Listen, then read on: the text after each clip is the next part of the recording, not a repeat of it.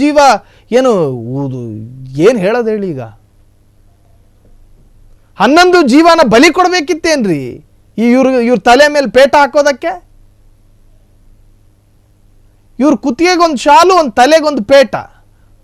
ಇವ್ರು ಇರೋ ಕಡೆಗೆ ನಮ್ಮ ರಾಜಕಾರಣಿಗಳು ಹೋಗಿದ್ರು ಆಗಿರೋದು, ಹಾಳಾಗಿದ್ದು.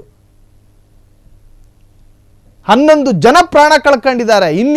ಇನ್ನೂ 5 ಜನ ಕಾಲು ಮುರ್ಕೊಂಡವರಂತ ಇನ್ನೂ ಒಂದು 5 ಜನ ಕೈ ಮುರ್ಕೊಂಡಿದ್ದಾರೆ. ಅವರ ಭವಿಷ್ಯ ಏನಾಗಬೇಕು?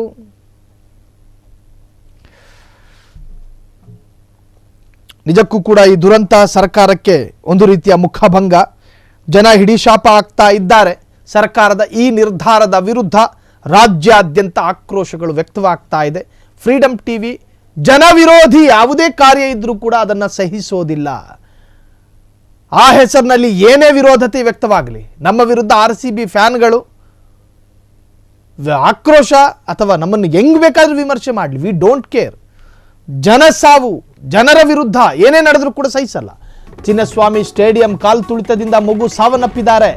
ಮಗು ಕಳೆದುಕೊಂಡು ಹೆತ್ತವರು ಆಕ್ರಂದನವನ್ನು ವ್ಯಕ್ತಪಡಿಸ್ತಾ ಇದ್ದಾರೆ. ನಿಮ್ಮ ಬಾಯಿಗೆ ಮಣ್ಣು ಹಾಕ. RCB ಟೀಮ್ ನೋಡೋದಕ್ಕೆ ಮಗುವನ್ನು ಕರೆದುಕೊಂಡು ಬಂದಿದ್ದ ಅಭಿಮಾನಿಯೊಬ್ಬ RCB ಟೀಮ್ ನೋಡೋ ಬದಲು ಮಗುವಿನ ಶವ ನೋಡುವಂತಹ ದುಸ್ಥಿತಿ ನಿರ್ಮಾಣ ಮಾಡಿದವರು ಯಾರ್ರಿ? ಉಗಿರ್ರಿ ಮೊಕ್ಕೆ.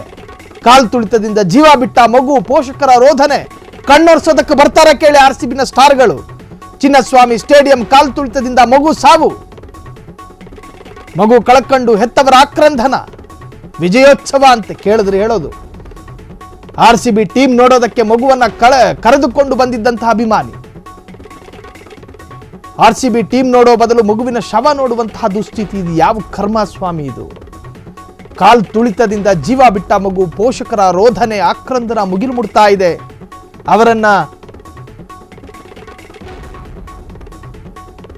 ಮಗು ಸಾವು.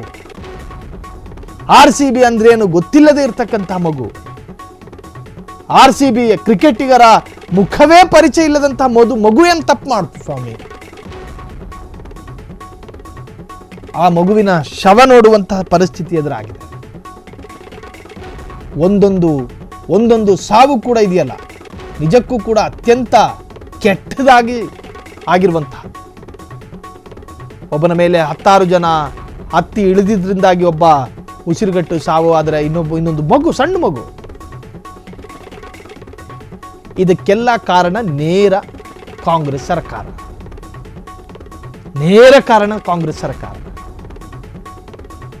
RCB ಸರ್ಕಾರದ ಭಾಗ ಅಲ್ಲ, RCB ಸರ್ಕಾರದ ಸಂಸ್ಥೆಯೂ ಅಲ್ಲ. ಪರಮೇಶ್ವರ್ ಬೇಡ ಅಂದ್ರು ವಿಜಯೋತ್ಸವ ಮಾಡಿಸಿದ್ರ ಪ್ರಭಾವಿ.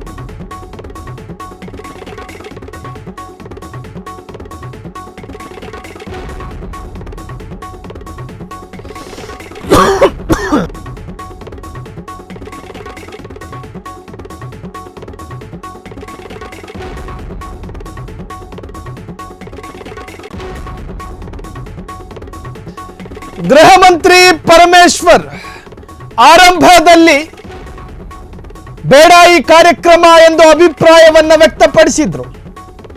ಇದರ ನಡುವೆಯೂ ಪ್ರಭಾವಿ ಒತ್ತಡದಿಂದ ಕಾರ್ಯಕ್ರಮ ಆಯೋಜನೆಯಾಗಿದೆ. ಈಗ ನೋಡಿ ಏನಾಯಿತು, ಇದಕ್ಕೆ ಯಾರು ಹೊಣೆ? ಸದಾಶಿವನಗರದ ರಾಜಕಾರಣಿ ಬಂದು ಮಗುವನ್ನ ಕಳೆದುಕೊಂಡ ತಾಯಿಗೆ ಮಗು ಕೊಡೋದಕ್ಕೆ ಸಾಧ್ಯನಾ?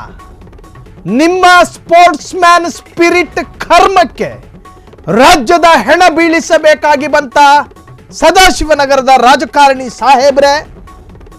ಏನು ಎಚ್ಚೆಲಿಗೆ ಓಡೋದೇನು ಜುಬ್ಬ ಹಾಕೊಂಡು? ಹೂಗುಚ್ಚ ಹಿಡ್ಕೊಂಡು ಓಡೋದೇನು? ಏನು ಫೋಟೋ ಶೋಕಿನೇನ್ರಿ ನಿಮಗೆ? ಕೈಯಲ್ಲಿ ಫ್ಲಾಗು, ಬಲಗೈಯಲ್ಲಿ ಹೂಗುಚ್ಚ, ಬರೋ ತಾರೆಯನ್ನ ಸ್ವಾಗತಿಸೋ ರೀತಿ ನೋಡಿ. ನಿಮಗೆ ಫೋಟೋ ಶೂಟ್ ಶೋಕಿ ಇದ್ರೆ ಮನೆ ಕರೆಸ್ಕೊಳ್ಳಿ, ಜನರ ಹೆಣ ಬೀಳಿಸಿ ಆನಂದ ಪಡಬೇಡಿ. ಜಿ ಪರಮೇಶ್ವರ್, ನಿಮ್ಮ ಜಲಮಂಡಳಿಗೆ ಲೋಕೋಪಯೋಗಿ ಇಲಾಖೆಯ ಅಧಿಕಾರಿ ಬಂದ್ರೆ ಸಹಿಸ್ಕೊಳ್ಳಲ್ಲ ನೀವು. ಗೃಹ ಸಚಿವರ ವ್ಯಾಪ್ತಿಗೆ ಬರುವಂತಹ ಇಲಾಖೆಗೆ ಯಾಕ್ರಿ ಮೂಗ್ ತುರ್ಸಕ್ ಹೋಗ್ತೀರಿ? ಬೇಡ ಅಂದಿಲ್ವಾ ಅವಯ್ಯ? ಬೇಡ ಅಂದಿದ್ದರೂ ಕೂಡ ಹಠ ಮಾಡಿ ಈ ಕಾರ್ಯಕ್ರಮವನ್ನು ಆಯೋಜನೆ ಮಾಡುವಂತಹ ದರ್ದು ಶೋಕಿ ನಿಮಗಿದ್ರೆ ನಿಮ್ಮ ಮನೆ ಕರೆಸ್ಕೊಳ್ಳಿ ತಾರೆಯರನ್ನ ಸನ್ಮಾನ ಮಾಡೋದಕ್ಕೆ. ತಾರೆಯರನ್ನ ಮನೆ ಕರೆಸ್ಕೊಳ್ಳಿ, ಔತಣಕೂಟ ಏರ್ಪಡಿಸಿ, ದೊಡ್ಡ ದೊಡ್ಡ ಐಷಾರಾಮಿ ಹೋಟೆಲ್ಗಳಿಗೆ ಬೇಕಾದ್ರೂ ಕರೆಸ್ಕೊಳ್ಳಿ. ಸ್ವತಃ DK ಶಿವಕುಮಾರ್ ಸಾಹೇಬರು ಮಳೆ ಬಂದು ಬರಗಾಲ ಹಿಡಿದು ಸತ್ತೋಗ್ತಾ ಇದ್ದಾರೆ ಜನ. ಈ ಕಾಲಘಟ್ಟದಲ್ಲೂ ಕೂಡ ಏರ್ಪೋರ್ಟಿಗೆ ಒಬ್ಬ DKಶಿ ಒಂದು ಉಪಮುಖ್ಯಮಂತ್ರಿ ಹೋಗ್ತಾರೆ ಅನ್ನೋದಾದ್ರೆ ಸ್ವತಃ ಅವರೇ ವೆಲ್ಕಮ್ ಮಾಡ್ತಾರೆ. ಸಾಮಾನ್ಯವಾಗಿ ಕಾರ್ಯದರ್ಶಿಗಳು ಹೋಗ್ತಾರೆ ಕೆಲ ಸರ್ಕಾರಿ ಕಾರ್ಯಕ್ರಮಗಳಿಗೆ, ಇಲ್ಲ ರಾಜ್ಯಪಾಲರು ಹೋಗ್ತಾರೆ ಸರ್ಕಾರಿ ಕಾರ್ಯಕ್ರಮಗಳಿಗೆ. ಇದು ಸರ್ಕಾರಿ ಕಾರ್ಯಕ್ರಮನ ಗ್ರೌಂಡಲ್ಲಿ ಕ್ರಿಕೆಟ್ ಆಡೋದು? ಏನು ನಗು ಅಂತೀರಾ? ಮನರಂಜನೆಯ ಮೇಲೆ ಆಸಕ್ತಿ ಇರುವವರು ಸಿನಿಮಾಗೆ ಜಾಯ್ನ್ ಆಗಬೇಕು, ಸಿನಿಮಾ ಮಾಡಬೇಕು, ನಾಟಕಕ್ಕೆ ಹೋಗಬೇಕು. ಮನರಂಜನೆ ಕಲೆಯ ಮೇಲೆ ಆಸಕ್ತಿ ಇದ್ರೆ, ಸ್ಪೋರ್ಟ್ಸ್ ಮ್ಯಾನ್ ಸ್ಪಿರಿಟ್ ಇದ್ರೆ ಮನೆ ಅಂಗಳದಲ್ಲಿ ಬ್ಯಾಟ್ ಇಟ್ಕೊಂಡು ಕ್ರಿಕೆಟ್ ಆಡಿ ಬೇಕಾದ್ರೆ. ಏನು ಫ್ಲಾಗ್, ಏನು ನಗು ನೋಡ್ಬೇಕು ಇವ್ರದು? ಜಿ ಪರಮೇಶ್ವರ್ ಅವರ ಖಾತೆಯನ್ನ ನಿಭಾಯಿಸೋದ್ರಲ್ಲಿ ಸಫಲರಾಗಿದ್ರು. ಕಾರ್ಯಕ್ರಮ ಬೇಡ, ಅವಘಡಗಳಾಗ್ತಾವೆ, ಅವಾಂತರಗಳು ಸೃಷ್ಟಿಯಾಗ್ತಾವೆ, ದುರಂತಗಳು ನಡೆಯುವ ಸಾಧ್ಯತೆಗಳಿದ್ದಾವೆ. ಅವಘಡಗಳಲ್ಲಿ ಸಾವು ನೋವುಗಳಾಗುವ ಬಗ್ಗೆ ಮುಂಜಾಗ್ರತಾ ಕ್ರಮವನ್ನು ವಹಿಸಿದ್ರು ಜಿ ಪರಮೇಶ್ವರ್.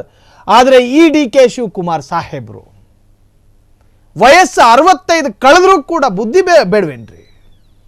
ಬುದ್ಧಿ ಬೇಡವ ಹೇಳಿ? ಈಗ 11ಕ್ಕೂ ಹೆಚ್ಚು ಸಾವು ನೋವುಗಳಾಗಿದಾವಲ್ಲ, ಇದಕ್ಕೆ ನೀವು ಉತ್ತರ ಕೊಡೋದಕ್ಕೆ ಸಾಧ್ಯನಾ? ಇದು ಸಾಮಾನ್ಯ ಅಂತ ನೀವು ಹೇಳಬಹುದು, ಇದು ಕಾಮನ್. ಏನು ಕಾಮನ್? ಮಣ್ಣಂಗಟ್ಟಿ ಕಾಮನ್. ಸಣ್ಣ ಮಗು ಕೂಡ ಪ್ರಾಣ ಕಳ್ಕೊಂಡಿದೆ ನಿಮ್ಮ ಈ ಒಂದು ನಿಮ್ಮ ಶೋಕಿ ನಿರ್ಧಾರಕ್ಕೆ. ಸಿದ್ದರಾಮಯ್ಯನವರೇ ನೀವು ಉತ್ತರ ಕೊಡಬೇಕು. ನಿಮ್ಮದೇ ಉಪಮುಖ್ಯಮಂತ್ರಿಯ ಎಡವಟ್ಟಿನಿಂದ ಈ ಸಾವು ನೋವುಗಳು ಸಂಭವಿಸಿದೆ ಅಂತೇಳಿ ಒಪ್ಕೋಬೇಕು ನೀವುಗಳು. ನಾ ಮಾಠೆ ಶಾಸನಂ ಅನ್ನೋ ತರಹ ನಾನು ಹೇಳಿದ್ದೇ ಮಾತು, ನಾನು ಮಾಡಿದ್ದೇ ಆಟ. DK ಶಿವಕುಮಾರ್ ಸಾಹೇಬ್ರೆ, ಪ್ರತಿಯೊಬ್ಬರಿಗೂ ಒಂದು ಇತಿಮಿತಿಗಳಿದಾವೆ, ಒಂದು ಸೀಮೆ ಇದೆ, ಒಂದು ಎಲ್ಲೆ ಇದೆ, ಒಂದು ಬಾರ್ಡರ್ ಇದೆ. ಆ ಬಾರ್ಡರ್ ಎಲ್ಲೆಯನ್ನ ಮೀರಿ ವರ್ತಿಸಬಾರದು. ನೀವು ಜನಸಾಮಾನ್ಯರಿಂದ ಆಯ್ಕೆಯಾದವರು, ಎಲೆಕ್ಟೆಡ್ ನಾಟ್ ಎ ಸೆಲೆಕ್ಟೆಡ್. ನಿಮ್ಮನ್ನು ಆಯ್ಕೆ ಮಾಡಲಾಗಿದೆ, ಚುನಾಯಿತ ಜನಪ್ರತಿನಿಧಿ ನೀವು. ನಿಮ್ಮನ್ನು ಅನ್ಯ ಗ್ರಹದವರು ಬಂದು ಆಯ್ಕೆ ಮಾಡಿ ಕೂರಿಸಿರೋದಲ್ಲ. ಪ್ರಜಾಪ್ರಭುತ್ವ ವ್ಯವಸ್ಥೆಯಲ್ಲಿ ಜನಪ್ರತಿನಿಧಿ ಅಂದ್ರೆ ಚುನಾಯಿತ ಪ್ರತಿನಿಧಿ, ಜನರಿಂದ ಆರಿಸಿ ಹೋದವರು ನೀವು. ಜನರ ಅಭಿಪ್ರಾಯ ಕೇಳಬೇಕೆ ಹೊರತಾಗಿ ನಿಮ್ಮ ಅಭಿಪ್ರಾಯ ಕೇಳಿಸಿಕೊಳ್ಳುವ ಕರ್ಮ ಜನರಿಗಿಲ್ಲ. ಸತ್ತವರ ಸಂಖ್ಯೆ 13ಕ್ಕೂ ಏರಿಕೆಯಾಗಿದೆ. ನೀವು ಮಾತ್ರ ನಿರ್ಭಾವುಕರ ಹಾಗೆ ಗ್ಲಾಸ್ ಹಾಕ್ಕೊಂಡು ಅಲ್ಲಲ್ಲಿ ತಿರುಗಾಡ್ತೀರಿ. ನಿಮಗೇನು ಗೊತ್ತಾಗುತ್ತೆ ಹೆತ್ತವರ ಸಂಕಟ? ಜಿ ಪರಮೇಶ್ವರ್ ಮೊದಲ ಬಾರಿಗೆ ನಕಾರ ಮಾಡಿದ್ರು, ಕಾರ್ಯಕ್ರಮ ಬೇಡ ಅಂದಿದ್ರು. ಎಲ್ಲದಕ್ಕೂ ಕೂಡ DK ಶಿವಕುಮಾರ್ ಅವರೇ ಕಾರಣನ ಅನ್ನೋ ಥರದಲ್ಲಿ ಈಗ ಚರ್ಚೆಗಳು ಪ್ರಾರಂಭಗೊಂಡಿದೆ.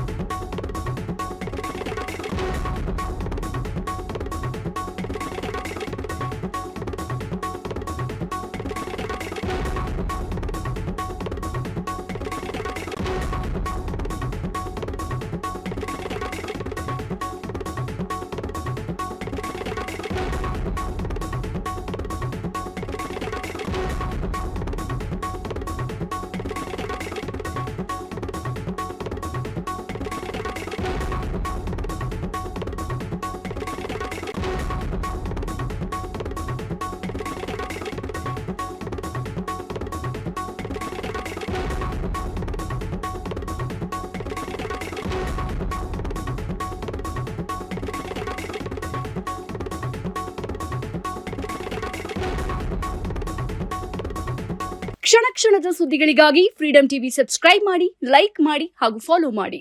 ಹೊಸ ಸುದ್ದಿಗಳ ನೋಟಿಫಿಕೇಶನ್ಗಾಗಿ ಬೆಲ್ ಐಕಾನ್ ಮೇಲೆ ಕ್ಲಿಕ್ ಮಾಡಿ.